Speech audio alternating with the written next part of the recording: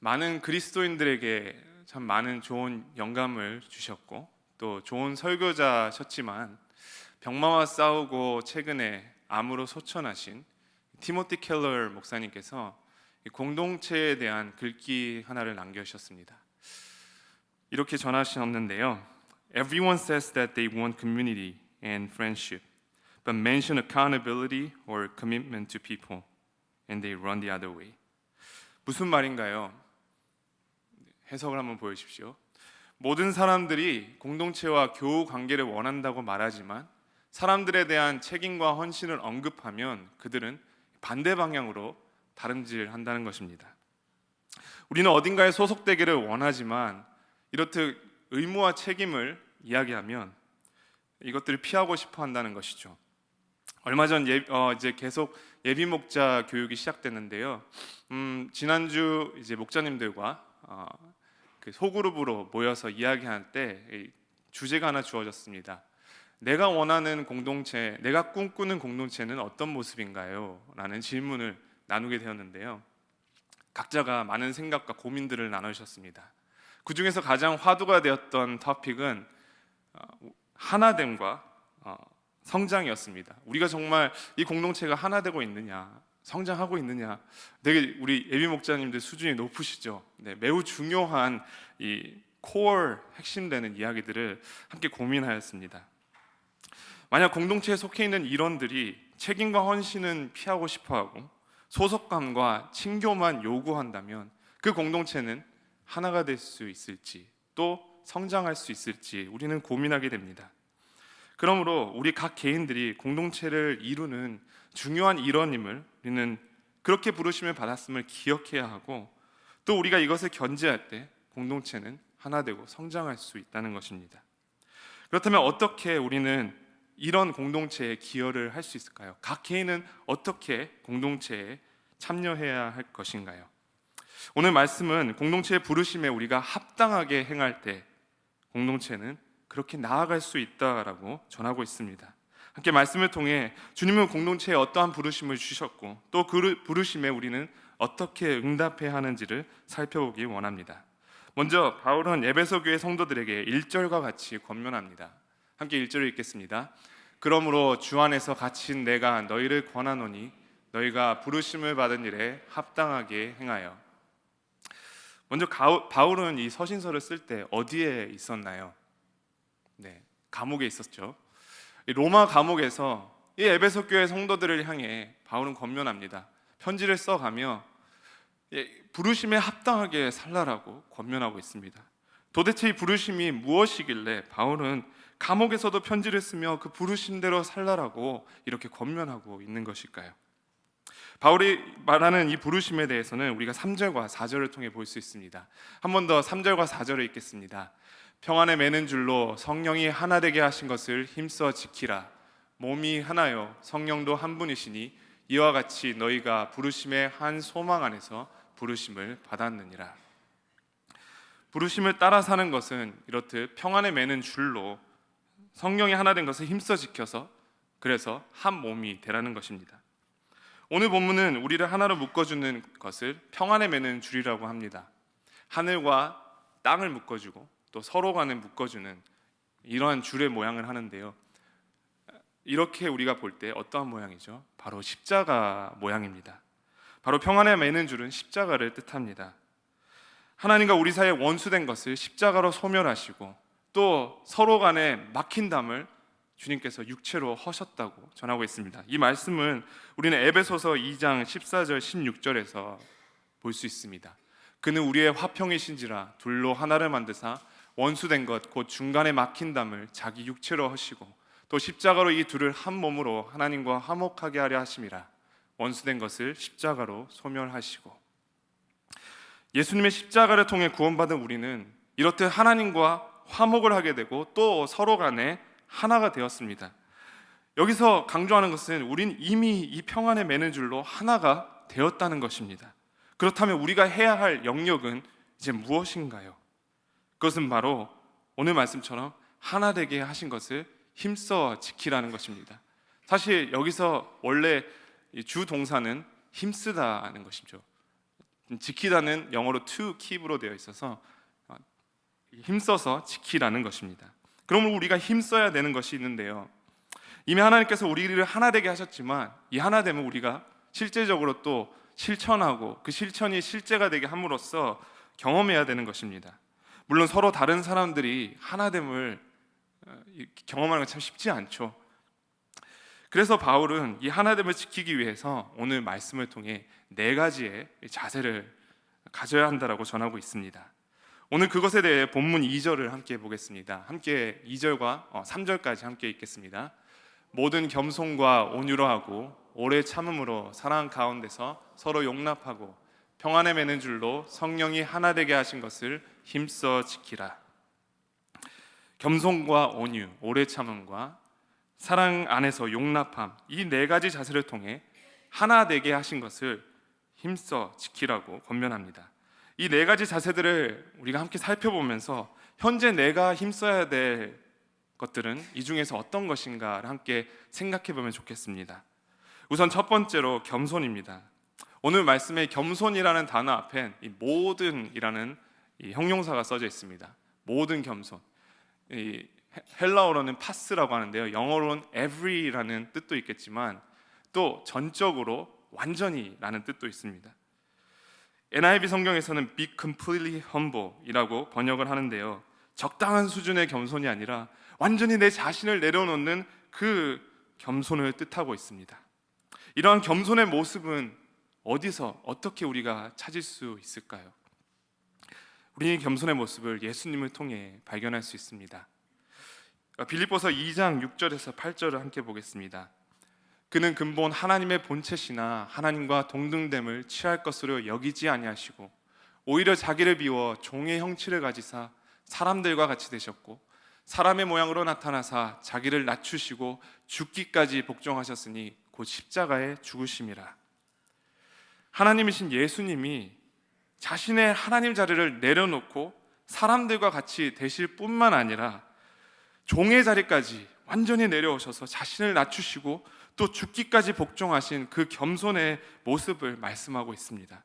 말 그대로 완전한 겸손을 예수님께서 보여주셨고 바울은 그 예수님의 겸손을 본받아 실천하라고 전하고 있습니다. 주님은 우리와 하나 되기 위해서 이 겸손의 자리를 선택하시고 내려오셨습니다. 우리를 구원하셔서 우리가 다시 하나님과 하나 되기 위해 이 자리에 오셨습니다. 그리고 우리는 그 겸손의 혜택을 받아 은혜로 구원을 받았습니다. 전적으로 은혜로 구원받았기 때문에 우리가 자랑할 것이 없죠. 자랑할 것이 없는 우리는 그저 그 예수님의 겸손 앞에 낮아질 수밖에 없습니다. 우리와 하나 되기 위해서 그 겸손으로 오신 그 예수님의 겸손을 우리가 배우고 같이 또 하나 되기 위해 겸손을 배워야 한다라고 전하고 있습니다. 물은 높은 데서 낮은 데로 흐릅니다. 물이 가장 낮은 데로 가면 바다로 흐르게 되죠. 가장 낮은 바다로 가서 그곳에서 물은 어떻게 되나요? 물은 모여서 하나가 됩니다. 낮은 곳에 가야 그곳에서 하나가 될 수 있습니다. 예수님의 제자들은 높아지려고 하였습니다. 근데 높은 곳에는 하나 될 수가 없습니다. 왜냐하면 내가 제일 높아야 되고 나 홀로 정점에 서야 되기 때문에 그곳에는 함께함이 있을 수 없습니다. 그래서 그곳에는 하나 될 수도 없고 하나됨을 말할 수도 없습니다. 그래서 제자들은 이후에 예수님의 그 십자가를 통해 진정한 겸손이 무엇인지를 배우고 나서야 비로소 그들이 하나됨을 경험하였습니다. 이것이 오늘 이야기하는 겸손입니다. 두 번째는 온유입니다. 온유의 헬라어 언어는 프라우테스라고 하는데요, 이것은 바로 통제된 힘을 뜻합니다. 예전에 옛날에 야생 벌판에 이 야생마들이 다녔습니다. 힘은 넘치는데 그 힘을 컨트롤할 수 없어서 마구잡이로 달립니다. 본성에 의지해서. 그런데 이 야생마를 사람들이 길들여서 순하게 하게 되면 이 교통수단으로 쓰게 되고, 이 순화된 이 야생마를 사람들은 프라우테스 말이라고 불렀습니다.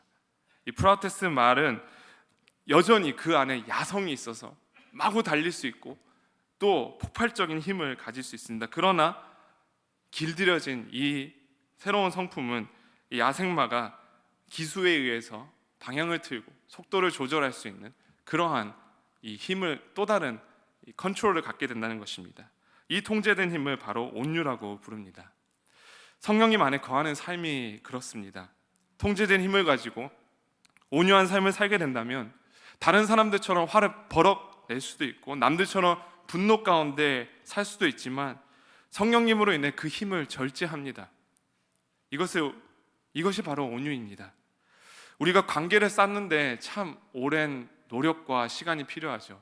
그런데 참 관계를 무너뜨리는 건 한순간인 것 같습니다. 분노로 또 버럭으로 관계가 한순간에 깨어지게 되는 아픔을 우리가 보게 됩니다. 그러나 이러한 온유, 통제된 힘을 가진 사람들이 모인다면 우리는 하나됨을 이어갈 수 있습니다.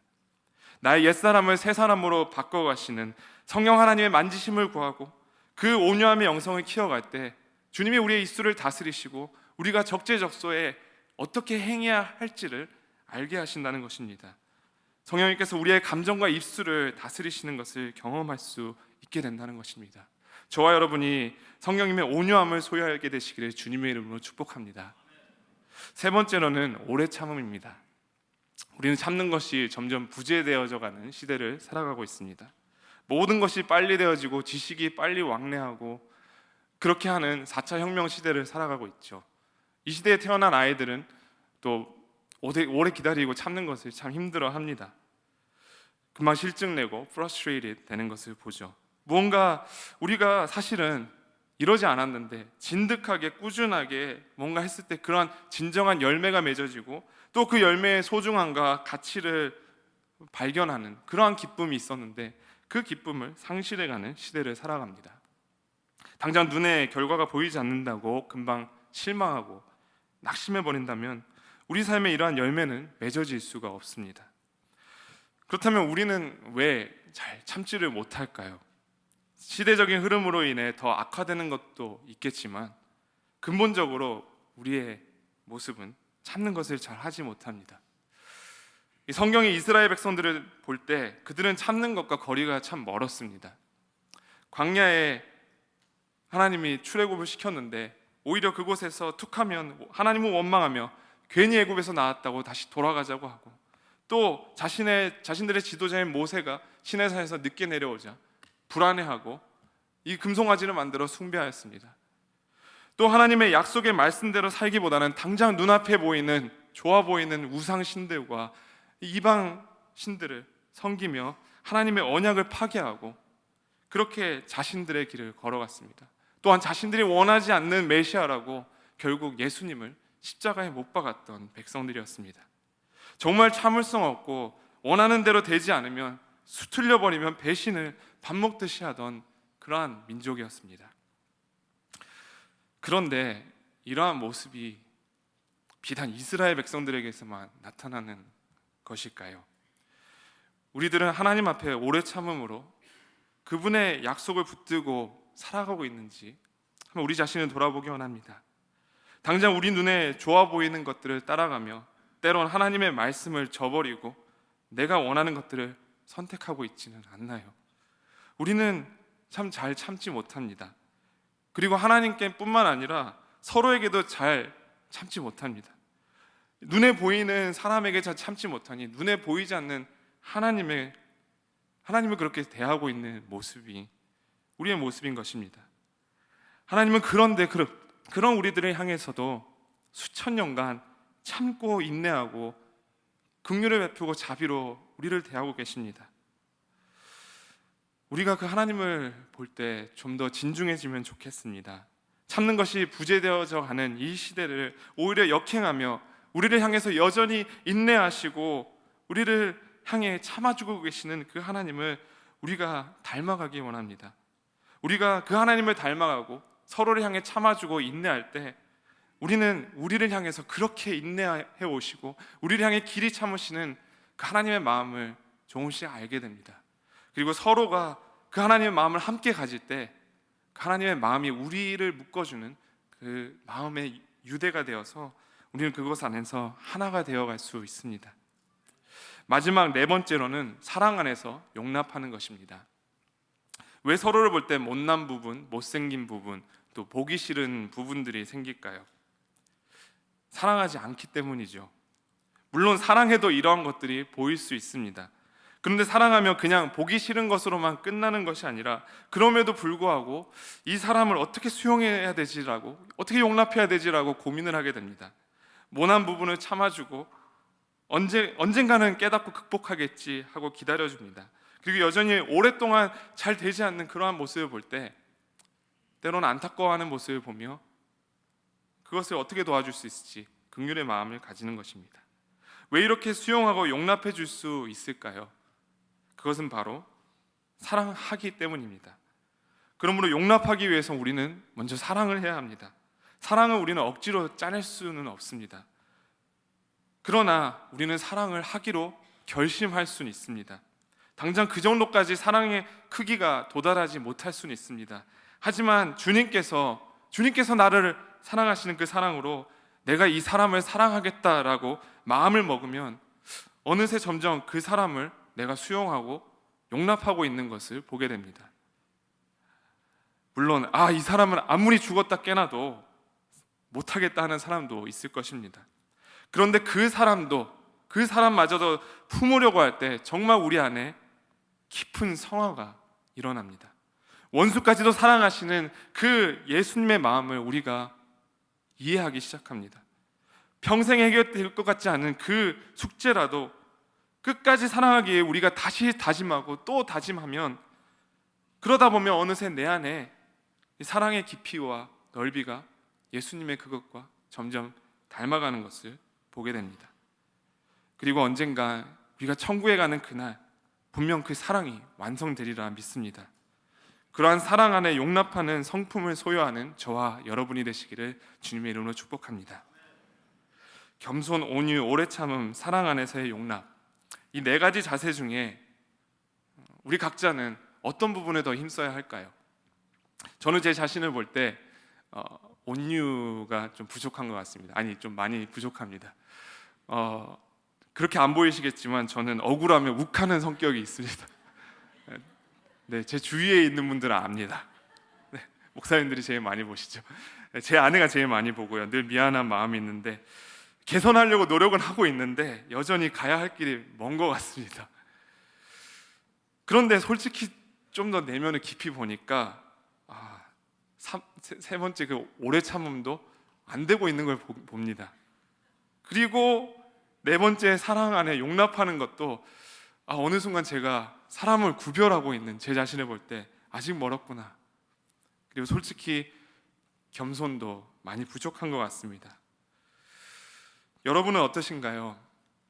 우리 모두가 참 부족한 점이 많이 있죠. 그래서 우리는 더 주님 앞에 엎드리고 우리를 변화시키시는 그 성령님께 우리 자신을 맡겨드려야겠습니다. 공동체가 하나됨을 지키기 위해 오늘 저와 여러분에게 주시는 이 부르심 앞에, 이 도전 앞에 함께 서시기를 원합니다. 우리는 하나됨으로 부르심을 받았고 이제 그 하나됨을 지키기 위해서 힘써야 되는데요. 그렇다면 우리의 이 하나됨을 통해 무엇을 하도록 우리는 또 부르심을 받았을까요? 드디어 우리가 이제 하나가 됐습니다. 하나가 됐으니 now what? 이게 하나 되고 끝난 것일까요? 세상도 하나가 될 수 있습니다.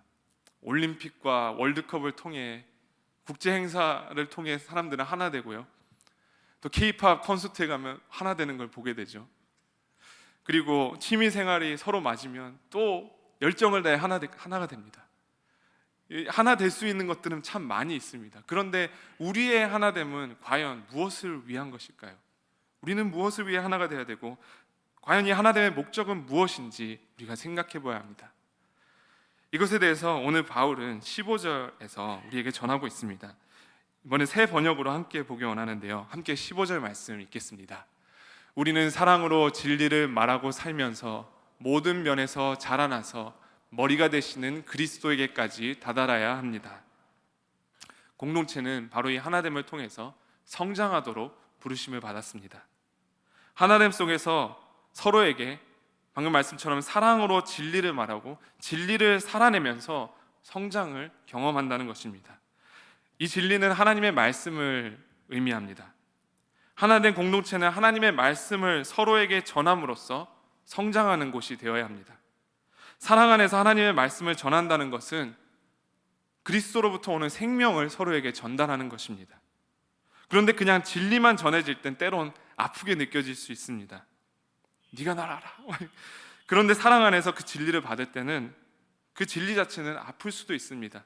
그런데 사랑하기 때문에 그 진리를 준다라는 그 사랑을 신뢰하며 진리를 그래도 받아들입니다. 그리고 그 사랑으로 전하는 진리에는 사실 무엇보다 따뜻함과 따스함이 있습니다.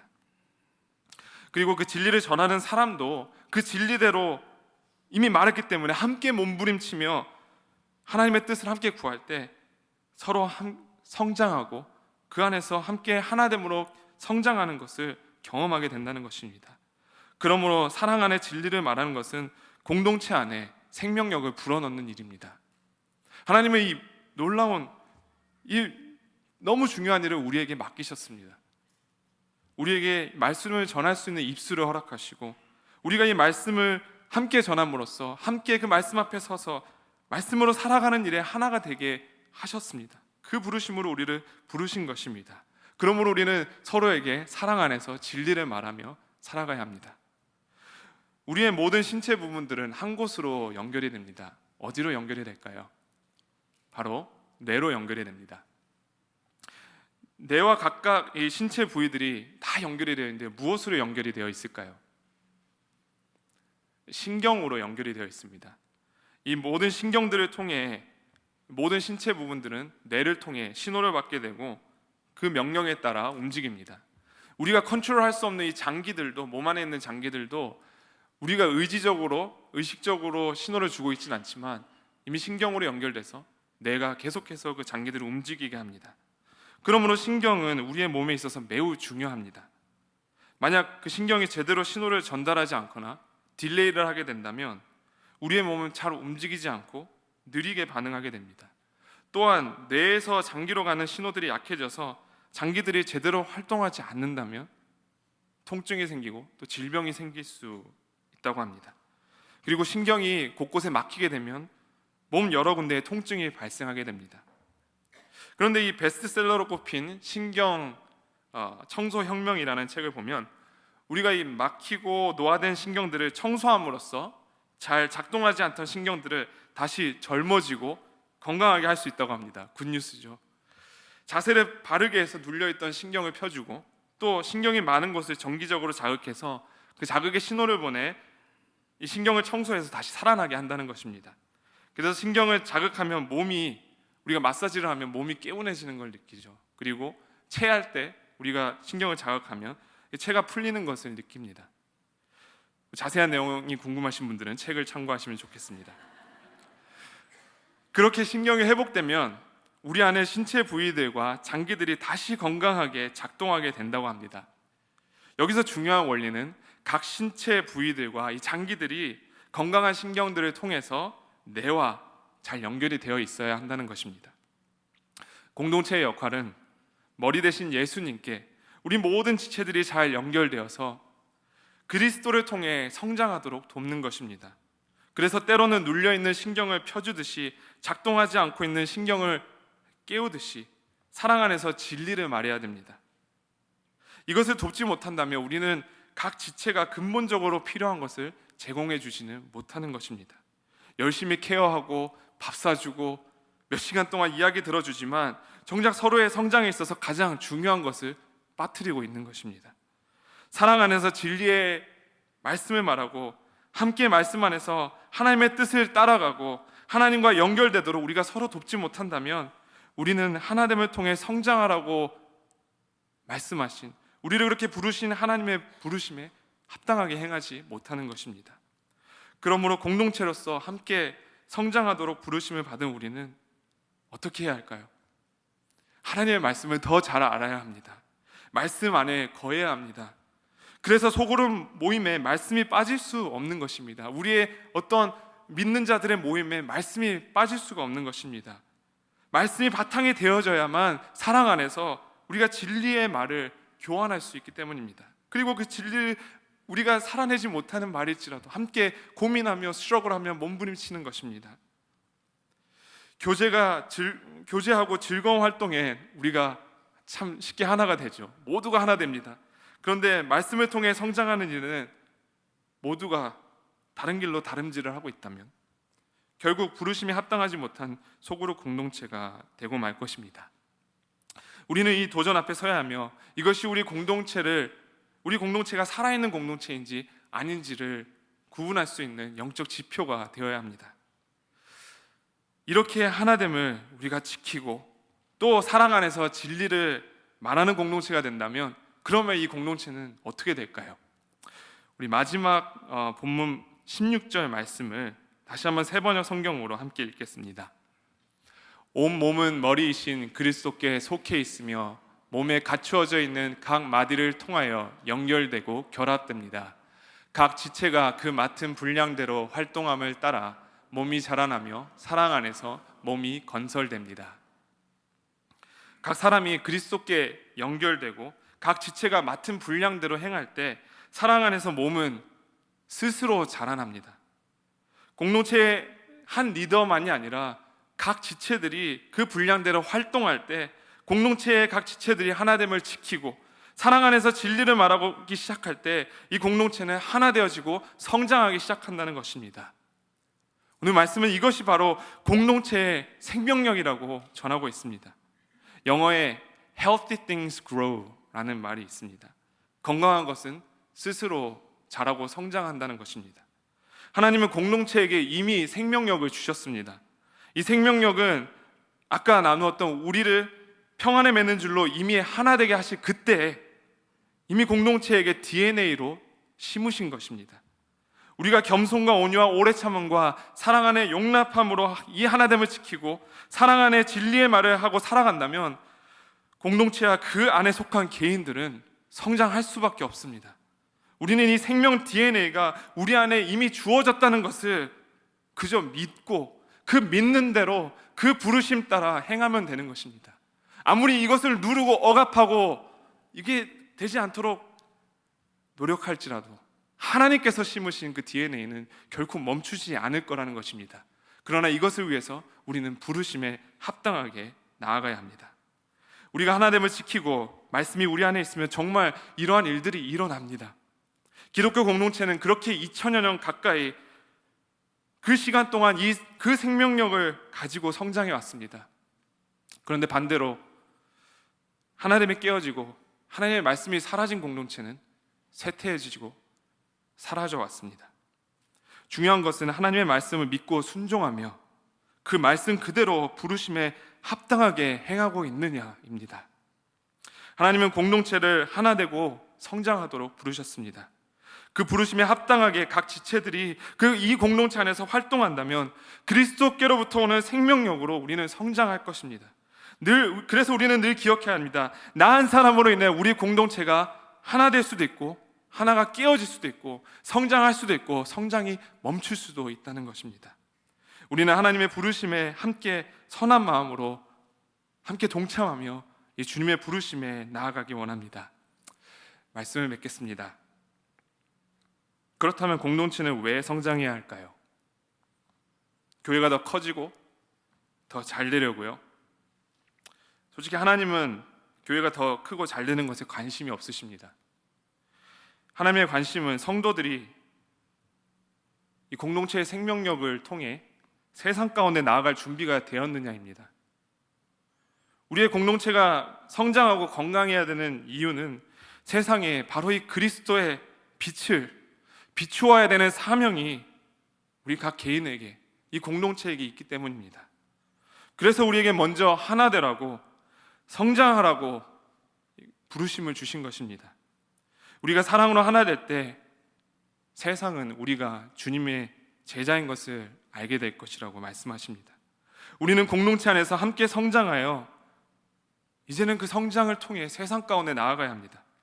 공동체는 세상으로 나아가게 하는 그 힘의 발판입니다. 그래서 하나님은 공동체를 주셨습니다. 공동체 안에 하나가 되고 성장해 가서 그 주님의 빛을 세상 가운데 가져가 그 생명력을 발산하라고, 그래서 그 하나님의 말씀이 이 세상에 만연할 수 있도록 우리를 그렇게 불러주신 것입니다. 이것을 위해 공동체는 하나 되고 함께 그리스도에게까지 자라가야 합니다. 혹 우리 중에 이러한 분도 계실 수 있겠습니다.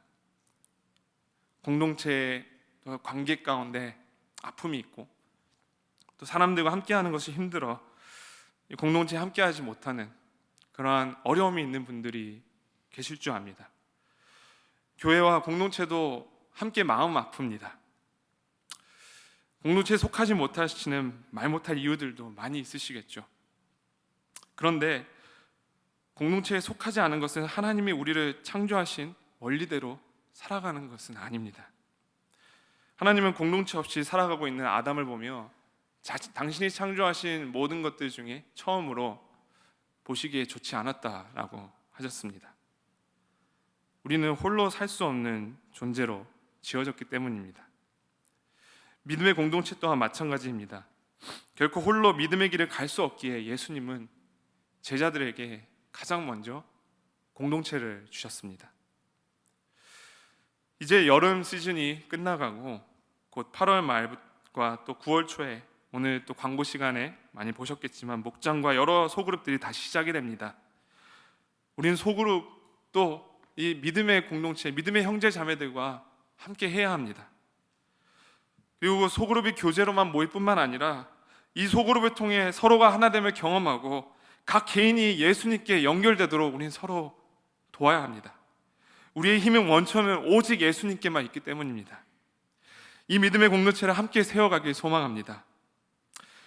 이 세상을 쥐고 흔들고 세상을 현혹하며 온 세대에, 온 세상에 만연해 있는 것 같은 사단의 권세라고 할지라도 예수님은 이 공동체를 보시며 이 교회를 보시며 음부의 권세가 틈타지 못할 곳이라고 지정하셨습니다.